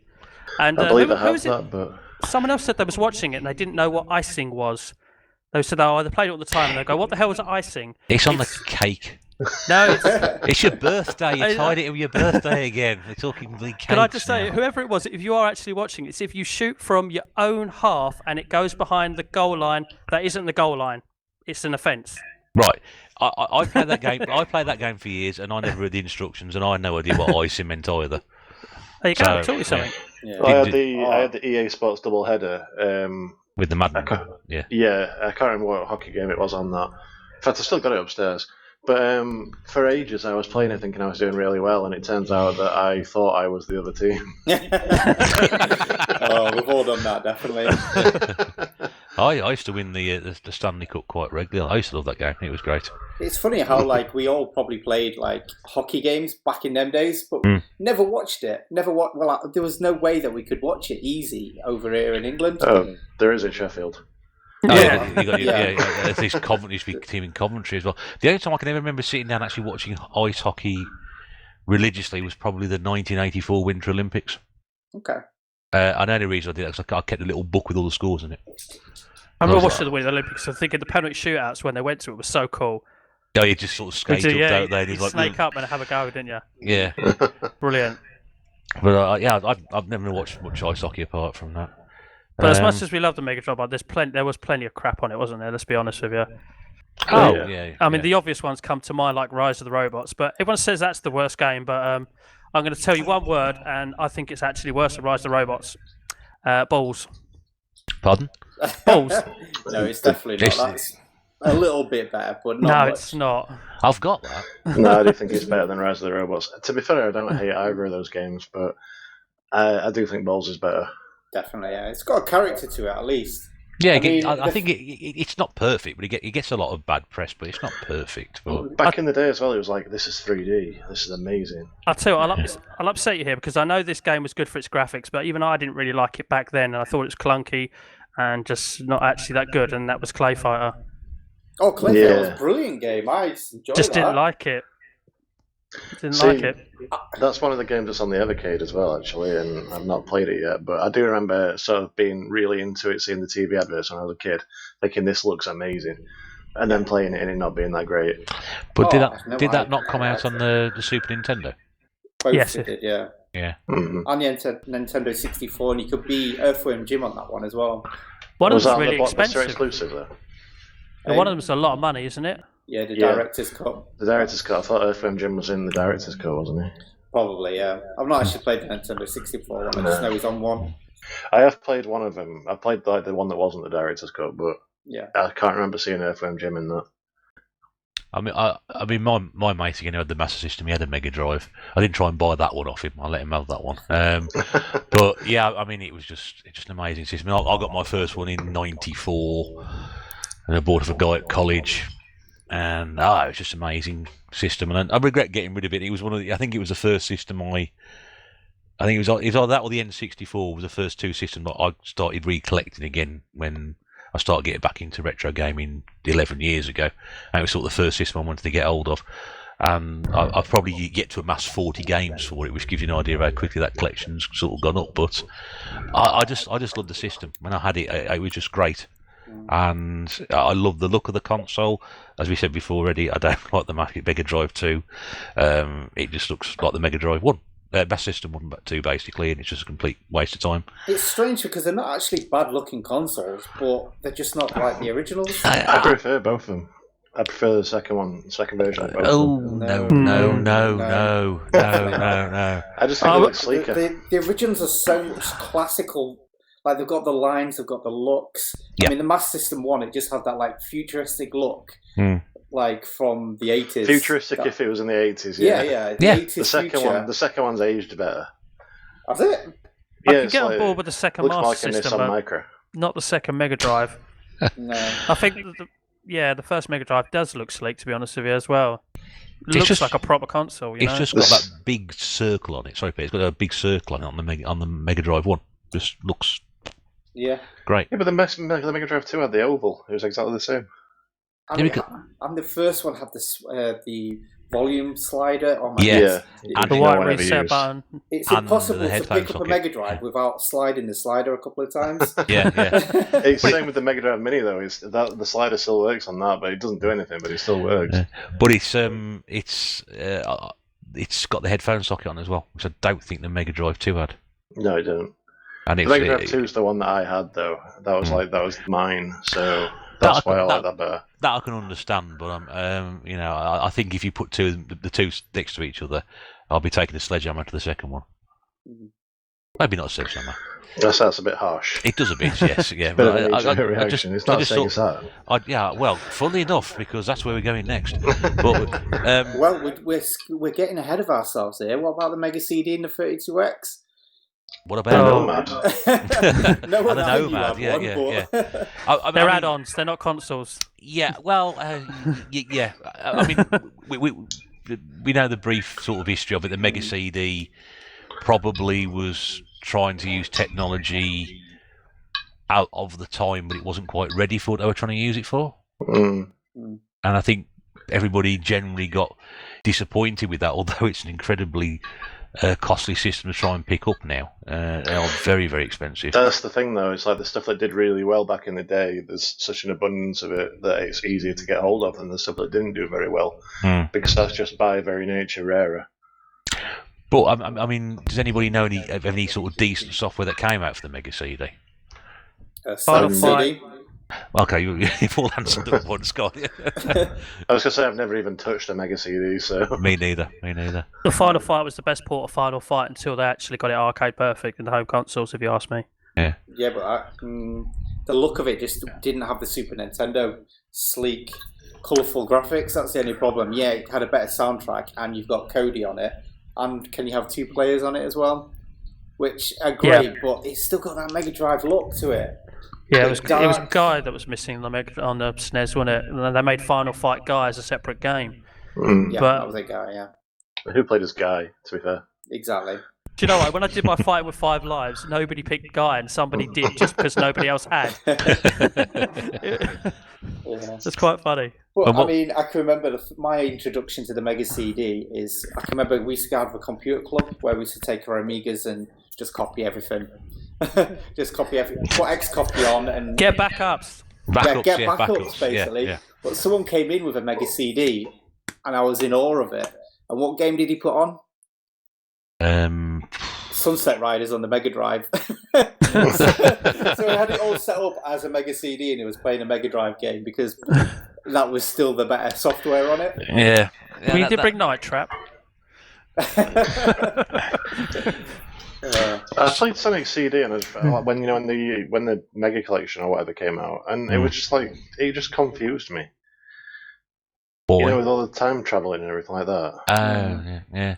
It's just, I don't know, it's a system which, again, has got this sort of stigma attached to it as very much a failed system, but people, as soon as they become available, people just want to snap them up straight away. I'd love one, but I'm not rushing out my way to get one because what am I going to play on it? Sonic CD and that's about it. Yeah. Snatcher, but I'm not going to spend like £200-300 for it. No, you're not Big Game Al, so that's good. There's your mention this week, Al, just in case you're listening, mate. Is he coming back on what he's spending as well? I don't. He's only spending 200 quid a game now, so yeah. Just get Gibbs to get you a free copy. Well, that's it. You can back them up. I think Mega CD you can play backups, can't you? So yeah, that is the good thing about it. Yeah. So we moved from and again there was a Mega CD 2 as well, because it had to fit onto the Mega Drive 2. And you can use that with a Mega Drive 1. There's a special add-on that goes like underneath it. Wire, isn't it? Yeah. Yeah, and it looks absolutely weird. so by the time you sort of built up your Mega Drive 1 or 2, whatever it is, and then you took a Mega CD on top of it, Sega then thought, well, here's something else. We can make it even taller, as if they're playing the world's crappiest game of Jenga by bringing out the 32X. The Tarot Power. That's it. And then put Sonic 3 in it with your Sonic and Knuckles on. Yep. Because there's still no games for the other for the Mega CD or 32X. Did anybody ever play on or have owned a 32X? See, I've never touched a Mega CD. I've never seen a 32X. I can remember seeing a 32X running virtual racing in a shop back in the day, and that's about it. That's all my only experience. I mean, I've seen games in CEX in the last sort of 6 months, but like Pete, I've never seen one in the flesh. I've never known anybody with one, and I think apart from Virtua Racing and possibly Star Wars, I don't really know of many more games for it. Apparently, the Mortal Kombat 2 port is awesome. But still, it's not much more than the Mega Drive version, is it? Really? No. So I was well impressed with the Mega Drive version. So. Yeah. I always like the Mega Drive version of Mortal Kombat 1. Apparently a lot of people hate it, but I really liked it. Well, people used to go to that one because they had the blood. Yeah, that's probably one reason why it's better than the SNES, but yeah. There's a sanitised version, wasn't it, on the Super Nintendo, yeah. Yeah, well, sweat instead of blood. Yeah. Well, who sweats that much? And when you get punched, just pours out of you. Yeah. I mean, I just build up these giant towers, and again, this is where we sort of fall into this category, because it looks as if they're trying to either bridge the gap between the next generation of consoles, which is going to be what we can talk about in a second, or they were trying to prolong the life of the Mega Drive by adding bits onto it. It makes you wonder how far they would have gone. I'm probably guessing a conservatory and a pool adding on to the end of it. But then we ended up with a Saturn. Now...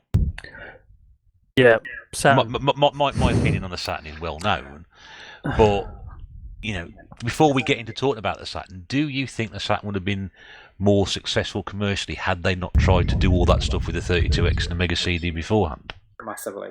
Yeah, I don't know. One aspect. There were so many aspects to the poor. A lot of it was the like launch. A lot of it was like the advertising that Sony were putting out and stuff like that. It's making it cool. Well, didn't they announce the release date for the Saturn and then give it exclusively early to a couple of other stores? Like Toys R Us had it a couple of weeks before someone else. And then, of course, a lot of them they just bought a lot of them, just went okay, then sod ya. We won't do it. But also, the ones that they sent out early, they didn't tell any of the customer base that they were doing that. So no one knew to go out and buy them. I mean, I got mine day one as soon as it came into Blockbuster, because I had Blockbuster across the road, so I used to be going in there all the time. And I got my Saturn day one, but that was a problem. It cost like 400 quid back then. People complaining about like the PlayStation 5 is going to be like 500-600 quid. Just think how much 400 quid would have been. Yeah. When was it? Late 90s? It wasn't even late, it was early 90s. It was like 95, I think it was, something like that. But of course, when you said 400 quid there, it sort of triggered something off for me. I'm thinking about when Sony launched the PlayStation, because Sega had already released the Saturn price or idea what the price was going to be on release. I think when Sony did their reveal of the PlayStation, one of the big things they did was put up on the big screen $299. And that was it. It was just a mic drop. Yeah, and that was it. That was it. And apparently the guys, I was reading, the guy at Sega thought, oh shit, we're done for, sort of thing. Do you know what? They did the same thing though, didn't they, with the PS4 and the Xbox One? The exact same thing. I was going to say the mic drop moment. Yeah, I picture it when they had this is how you share your games. That killed it. But it just destroys people. You know, you put your heart and soul into something like the Saturn. I know I slag it off, but you know, some the people worked very hard to get that system to where it was, and then you find out that your nearest competitor, who's never been in the games market before ever, comes out and brings their first phone and undercuts you by £100. Yeah, but you know, also at the same time, like I look back because obviously I was Sega through and through for years, and the only time I veered away until they went out of the console market was during that generation because. Yeah, I like the look of the Saturn. It had Daytona. It had some other games that I liked the look of that. But I wanted Tekken. I wanted Ridge Racer. I wanted Destruction Derby. Do you know what I mean? And I just wanted more than what the Saturn had to offer. Yeah. And of course, do you know what? And the final, was on the Saturn. Final nail in the coffin as well for me buying a Saturn. Again, it was cheaper. You know, and that was when I actually had to work and save up money and buy it myself as well. Yeah, I bought mine. You know. It was just, it's just better, and it pains me to say that about Sega because I love them. It's just the better. PS1 it will always go down in history as my favourite console ever because it was just that good. It was just software just coming out constantly. It was amazing. Yeah, it was hard nothing like that we ever saw before. I mean, wasn't the Saturn hard to develop for as well, which was another hindrance? Yes, that was. Yes, because I remember I did a project on this at college, part of my studying, and I remember reading. I can't remember what I remember going sort of in depth about it in this particular sort of case study I had to do. But yeah, I think it was one of these things that was incredibly difficult to program for, and as a result of it, I'm going to second the PlayStation much better to. We'll move to that one. Did they get better exclusives as well on PlayStation than the Saturn? Yeah, I mean the thing is, what people don't realise, well, some people do, is they had an exclusive that seems to have become what's very known as a PlayStation game, which was Tomb Raider. Tomb Raider, yeah. Sega Saturn had that first, and then it came out on PlayStation, and then it's been heralded as this Sony masterpiece. It's the same thing with crazy. a lot of them, though. It's like things like you said, Destruction Derby, Die Hard Trilogy. Things like that, things that are just commonly known as PlayStation games. A lot of them were out on the Saturn as well. Yeah, and first. Yeah. It's very much a reputation which precedes itself because that is now very much, as you quite rightly said, the common opinion is thought that those games were sort of made the PlayStation 1, but actually they were out on the Saturn first, and it just didn't work out for it. And I mean, for me, I mean, I've said it before. That's a point where Sega never really recovered from. Yeah. It's beginning. Well, I think the 32X was the beginning of the end because people took that in as like a bit of a kick in the balls because they were bringing out a console in like a year's time, and yet they still expected you to spend like a 200 whatever. It wasn't cheap, was it? I mean, it wasn't a cheap add-on as well. It wasn't something 50 quid bolt on. It was something that was quite expensive. Briefly, any great Saturn games anybody's played? Loads of I was going to say, this is obviously the other guys. I haven't got much experience with it. I mean, Virtual Fight was the first game I had on the Saturn, and that was the first foray into like 3D gaming back then, and it just blew my mind. It was amazing. Yeah. I mean, it's known as like one of the worst ports because they didn't have the textures, they didn't have a lot of things, and it got sort of fixed later up down the line because there was like a Virtual Fighter remix. But I mean, as a kid back in whatever year it was, 1995, 94, that absolutely blew my mind. Like, just seeing arcade graphics pretty much at home. Fighting games just in general were just awesome on the Sega Saturn. There was Fighting Vipers as well. Oh yeah, I was just going to mention that one. Yeah. Yeah. And then like some of the 2D fighters, some of the Capcom ones as well. Marvel versus Capcom. Well, it was what was it called? Marvel Superstars, I think it was one of them. Superheroes, yeah. And they were I used to love that. Because of the way the Saturn was built, they were closer to the arcade versions than the PlayStation versions were as well. Yeah. So as a fighting game, like not to mention the absolute awesome joypad for fighting games as well. But yeah, as a fighting game fan, the Sega Saturn was awesome. Mm. It gets a lot of love from a lot of people, and I can understand it. It's just I put that and the PlayStation 1 next to each other, and even the N64.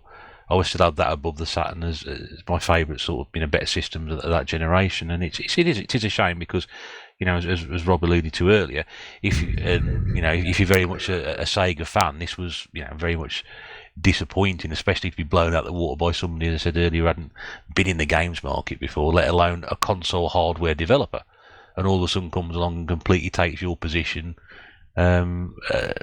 potentially at the top of the tree then, because it was very much neck and neck between Sega and Nintendo, and all of a sudden Sony come in and blast both of them out of the water.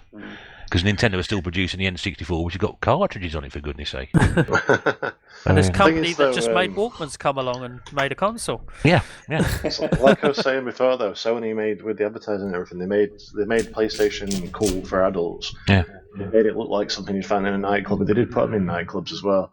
Yeah. And like the advertisements, they basically made it look like you were taking drugs if you were playing the games. Like there was a Wipeout one, which, if I remember rightly, it had Sarah Cox on it. Blood Did it? coming out of her face, blood down her nose and stuff. Yeah, but it was Sarah. It was a young Sarah Cox. Wasn't there a game that was a simulator of actually taking drugs on the PlayStation? LSD. There we go. Yeah. LSD simulator or something. Yeah. That's only in Japan though. Oh, was it? Oh, But right. Was that Sarah Cox, the girly show fame at the time? I don't know. She was famous back then. Don't you Radio remember DJ. No, I think it was before then. It The girly was show before- was Sarah Cox. There was 3 of them, weren't there? Sarah Cox, Sarah Kaywood, and somebody else. That was it, yeah. And it was sort of like meant to be this sort of ballsy women's type program that was on late at night, and in the old was it in the old word slot, wasn't it? I'm pretty sure it was going back. I've never heard of this. You've never heard of that at all? And then just after that, it was like, don't forget your toothbrush or something like that one. Oh, Chris Evans, yeah. Yeah. God, we saw That some will have been her though, because she was like on Big Breakfast and stuff, wasn't she? But This was before she was big, but it was definitely her. I don't know that one. Yeah. But they had Paul Rudd on a SNES advert as well, didn't they? So. Yeah. But anyway, that's a different topic. We're not talking Nintendo today. That's That's I meant celebrities. That's your birthday. Yeah, we'll have to reserve that episode for that one. So if we move on then from the Saturn on to the Dreamcast, which was Sega's last console for the home market. and I'm going to have to bow out here as well. So, You are, yeah. We have a bit on you, mate. I do Yeah, we've gone on a apologise for bit. that. Enjoy your day at work. Sorry. So I will enjoy watching this on Sunday. So I'll see you Hopefully, later. yeah. All right, thanks, Eddie. Cheers, mate. Cheers, Eddie. Catch you later, mate. See you later. At least he was here for the Saturn because, Well, yeah, I offer nothing on that. It was important to get him in for the Saturn because I know he's a big collector of that and Again, a big fan of it. I only came into the Saturn properly about 5 years ago, so I couldn't have held that one up either. But now it's Dreamcast time, yeah? Now it's Dreamcast time. I love the Dreamcast. I know So you talking are. about favourite consoles of all time, it's not going to beat the 360, come on. But, you know what I mean, it's damn close second. I absolutely adore the thing. Best arcade funny, ports ever. Crazy Yeah. Taxi. It had its version of Daytona USA. Probably not as good as the arcade, but it had its version. It had thinking arcade games first. Sega Rally, Soul Calibur. Best port Soul Calibur ever. Awesome. Virtua Fighter 3 TB, Team Battle. Of course, the ever, great football game, Virtua Striker 2. Virtua Tennis 2, and then there's Power Stone, Sega Bass Fishing. Oh, mate, I'm off. Honestly, I love the console. It's awesome. Did you mention the fishing game then? Sega, but the only decent fishing game. Oh, I beg to differ. Yeah. I'll say that was certainly in many fishing games as I have. I should be putting a decent argument for that. What about you, Pete? What do you Dreamcast? Dreamcast I came into fairly late on again. Because by that point I was a PlayStation convert. I meant to mention it during the Saturn kind of topic, but at the time when I was upgrading consoles to the PlayStation 1, I really wanted a Saturn, and I wanted it so much, and my mum ended up talking me out of it because all my friends were getting PlayStations. And in the end, it's like my mum doesn't know anything about gaming, but in the end of the day, I think she probably had the right choice. She probably made the right choice there. But I really wanted a Saturn so bad. But by that point, I was a proper PlayStation convert, and a couple of my friends at school got the Dreamcast, and I wasn't too interested. But I eventually got the PS2. But Yeah, I got it. Come into it. I bought it for Shenmue or Shenmue. Shenmue, yes, Shenmue, yeah. Hi, Sean. You play Shenmue on that Sega. But yeah, I got it for that. It was just after I got with my now wife, so it'll be about 16 years ago. Oh, right. I picked up my first Dreamcast, and I actually really do love the machine. It's just awesome. I was going to say the Dreamcast again. I loved it so much that it literally, I never looked at another console until the day it literally burnt out, because I had that basically all those games I railed off earlier. I had those 10 or so, and I just didn't need any other game ever. They just all offered so much replayability. I loved the arcades. They were so true to the arcades. The little VMU, I mean, when I was playing Virtua Striker 2 and I scored a goal, it'd flash up on the little VMU. Just absolutely in awe of that. You say offside? I mean? No, offside. No, it didn't say like that. No, you couldn't be offside in Virtua Striker 2. VAR review, yeah. I remember I was on a school trip once. There was one kid I used to sit with in science who completely denied the PlayStation 2 all the way through it, and he was so confident that the Dreamcast was going to win the console war right up until the day it died. But he brought his VMU to a school trip once, and he was playing it on the bus, because you could download games to it. And after a while, he ended up passing it around loads of people so everyone could have a go, because no one had seen this before. And when he finally got it back in his hand, all the game saves had been wiped. I thought you were going to say the battery had died. Oh, dear. No, he checked his saves and every single one of them was gone. Fantastic. Evil people. I mean, it's not a system I took any interest in at the time whatsoever. I think I always had lost interest in. I was into PlayStation 1 at that point anyway, so I didn't really give the Dreamcast an opportunity, and the fact they used to sponsor bloody Arsenal, which put you right off it. But I've now for some reason accumulated four Dreamcasts, and two of those I've got with the boxes.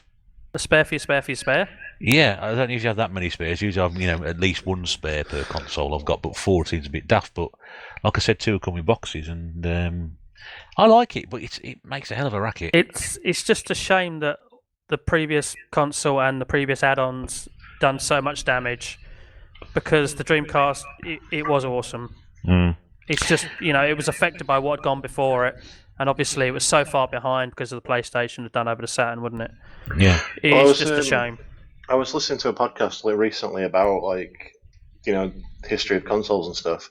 And the thing that they put forward was the fact that people looking for more of an involved experience with the games at that point, and games that would last you longer and have more of a story-driven game. And most of the games, like you said yourself on the Dreamcast, were arcade ports, which were just sort of like, you play it for a bit, then you die, and then you try and do it again to get a high score and stuff like that, and it's I think that put a lot of people off as well.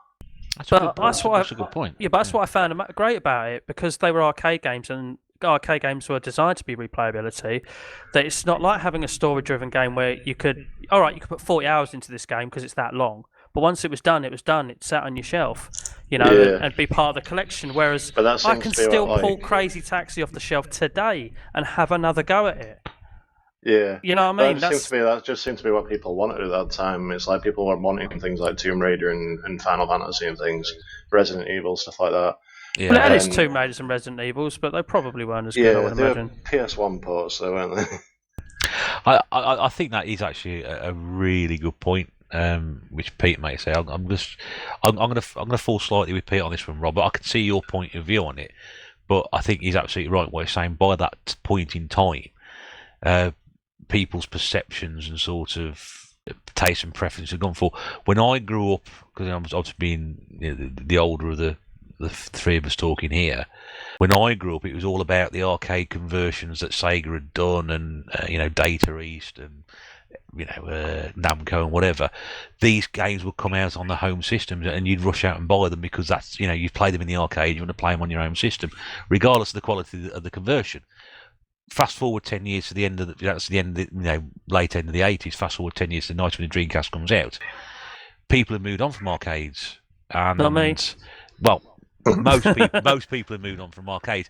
But the point there is they wanted games which were sort of story driven and required more in-depth gameplay and sinking time. That, which again is quite funny because when you fast forward sort of 20 years, now sort of most games come out with an online mode and a single-player mode, which is sort of like 6 hours in length, but they sell it on the basis of the online play. So I can see both sides of the argument. I think Pete's point here is probably more right from where I see it than what you're saying, Rob. But again, I can see your point of view.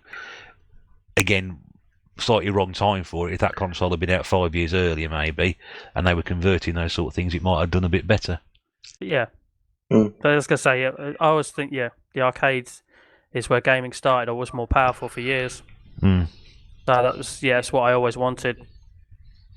They got in your terms, they got the marketing and the target audience correct. That was the people they were aiming to get on board with it. Everyone's different, isn't it? There's loads of people out there who will prefer the same sort of games I do, that prefer the arcade games, and it's just you know me, I love fighting games. One of my favourite genres.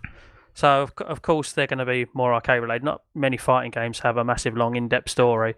I know a lot of modern games have a story mode. Like I know Soul Calibur 6 goes on forever, but I just let's say I was just playing Street Fighter last night. It wasn't like I said at the beginning. Just again going back to a game that's 30 years old, and just playing it again because I can, and it's still good to this day as it was back then. Yeah. So I was gonna say everyone's gaming's different, but yeah. I mean, nowadays there's like a full generation now who've never even set foot in an arcade, which is kind of sad, really. Sad, yeah. I mean, when we went to Arcade Club, there were like people in there taking the kids in, and the kids were just walking around bored. And it was just kind of sad. Yeah. Well, the kids, they seemed to be the game that the kids were playing, apart from the ones who were upstairs all sat in the Fortnite room playing Fortnite, doing the exact same thing as they would have been done in the living room at home. The thing that they seem to be doing is just walking around pressing the credit button over and over again. It's almost like we've reached that point in Back to the Future too, where he plays the shooting gallery game in the cafe, and the kids goes, "You have to use your hands. It's a baby's game," or something like that. And that sort of equivalent now, very much the same sort of thing. The younger generation, when they're taking around something like an arcade club, have got absolutely no interest in it whatsoever. I don't know. I mean, we didn't touch on Sega arcade games, but I mean, I know we did touch on arcades a few weeks previously. Does anybody want to add anything to that at all, or not? This is Rob's territory. You just they made awesome arcade games, didn't they? They rarely made a bad one. Everything about them was just perfect. That's what I mean about getting the conversions on the Dreamcast, matching it. But usually accompanied by a giant hydraulic machine for some of them as well. The Daytonas, the Sega rallies, the Sega touring cars I really enjoyed. I know that's not everyone's cup of tea, but the Sega bass fishing with the interactive, fishing reel with the line that pulled to the sides and things like that, to react to what was happening on the screen. Was it Alpine Racer? Was that a Sega game? I'm not quite sure. No, it wasn't. Don't think it was. No, it wasn't actually. No. But just so many. They didn't get it wrong very often in the arcades. No, I mean they're well known for their the AM2 engine. That's right. I'll go back a bit further and say Outrun, Space Harrier, Enduro Racer, Super Thunderblade. I think was one of theirs as well. Yeah. It was. Galaxy Force 2. Golden Axe. Golden Axe, yeah. We'll just be trying to think of some now. Great arcade game Sega made. The Die Hard one. Did we mention that? The Die Hard? We didn't. I don't think we did mention that one. Fantastic game. Wonder Boy. Yeah, really good. Wonder Boy, obviously, that was one of theirs as well. Puyo. Yeah, Puyo. Yeah, did I say Crazy Taxi again at the beginning? I mean, I think you said it about 7 times so far. But if you say it again, that's Crazy Taxi. Crazy Taxi. There you go. Don't forget the virtual tennis games as well. 1 and 2. Yeah. Somebody may send you a copy of Crazy Taxi. Keep saying it enough. Oh, I've got it on the Dreamcast and PS2. I'm good. We can find My you PS2 one's going spare if you want it, Bear. Don't need it twice. I'm one of those. Fantasy Zone, Virtua Racing, obviously Super Monaco Grand Prix. Virtua Fighter. But I mean, just the kings of arcades, just king of arcade machines, and it was like Sega and Capcom, really. Arcade. Yeah, Sega, Capcom, and everybody else. I suppose Namco were just behind them. Taito, SNK. SNK. We can see. Yeah, that's another episode, isn't it? But It's an episode we've already done. yeah. If it's like I've always said, like, 'cause I love the Capcom versus fighting games, and I've always said that I want Capcom versus Sega because they were just like, at that time those two were the companies that I loved the most. I'm still holding out for Capcom versus SpongeBob on Nickelodeon or whatever it was from a few weeks ago. No one's quite taken me up on that yet, but Sega also did a Winter Olympics game. I remember being a lot of fun as well. did they? I believe so. Yeah, my local Sega park had it, and there used to be constant sort of record battles between the regulars. Just that sentence there, my local Sega park. Yeah, I was just going to say that. I Yeah, had one. The town I went to college had a Sega park in it, so I actually had a local Sega park. Wow. yeah. We were never. You can imagine I missed a few lessons and spent every lunchtime there, can't you? Yeah, we we had never. one arcade in Sheffield, and I very rarely ever I got to go there. That Sega park was only around for 2 years, and for 2 years I was at college. Winner. Mm. Nice. So you left and he went out of business. Yes. Well, yeah. We never had anything like that around here at all. But yeah, the fact you got your own Sega park. I mean, that I was would going be, to say I had nothing near me. The nearest was Southend, and that's like an hour's drive away. So when that was being rumoured to be in a town, next to mine, where I went to college, it was like, oh mate, thank you. I only ever really got to go to arcades when I was on holiday at the coast, and then it was like I had £5. Yeah. So it was like I wouldn't play the games. I just go on the 2p pusher machines. Yeah, I know that feeling very well, mate. I do. Yeah. So if we draw this to a conclusion, then I mean, are we, opinion of Sega? What would you sort of, if you could sum them up quickly, what would you sort of say? They made their mistake, but they were always awesome. Yeah, PlayStation's always going to be my favourite, but Sega's always going to be a close second. Yeah, I think if I ever had to sit down and choose a, company that associated with games, my first choice would be Sega. Absolutely. And that's not because I don't like anybody else. So I'm saying I don't. I'm not going to sort of turn and say, well, Nintendo are crap, or Sony are crap, or Microsoft are crap, or all the old Commodore Spectrums and stuff is rubbish. But when I think of games, the first thing that comes to mind is those four letters which make Sega. Yeah. No, I'll go with that. I was going to say, I've been Xbox for years now. I love my 360, but I was a Sega kid growing up, and if you put my head on the block, I would say, yeah, Sega. I've always said there's like, for all that Sega's like have had failures and stuff, I don't think there's such thing as a bad console. It's the games that you play on it that make the machine.